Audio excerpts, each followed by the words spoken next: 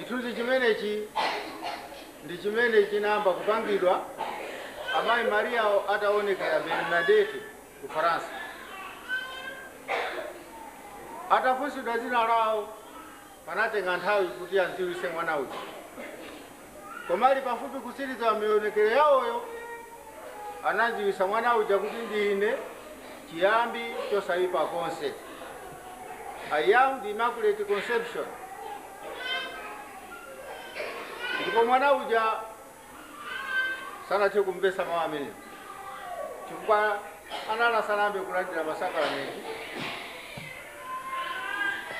Beraka anapita kukafotokozera magofumu wace ngati kodi tsopano akudziwisa dzina lawo dona amene akukuonekerayo wakudziwisa dzina lace tsopano. Ndiye mwana uja anangobwereza mawu amene anamva iyo Jesu l'Immaculée Conception kuti ndine chiyambi chosaipa konse.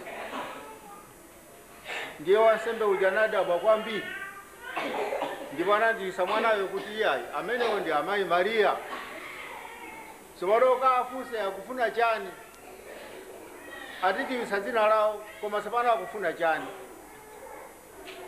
Ndipo mwana uja atabwera kuphanga kumene amaona amayi aja anamuonekeranso ndipo anadziwisa kuti ndikufuna kuti anthu azibwera pano. Ndiponso anthu azibwera pano nachita ndikuti kundilemekeza mwana wanga. Zimene zimachitika zimenezi anthu akalekusira mwanayo amayesa kuti wachikulira moto koma lero zonsezo zaperekedwa pamalo pamene papamuliwa kani osati timodzi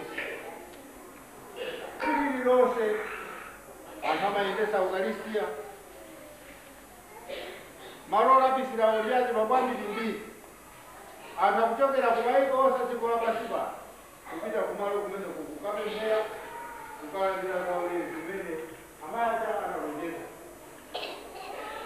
Ndikupaterero kukhala ndi chithunzi chimene chichali sanangokungola tsopano tungokhala wowala maso khachati iyayi koma wamakhalidwe opambana.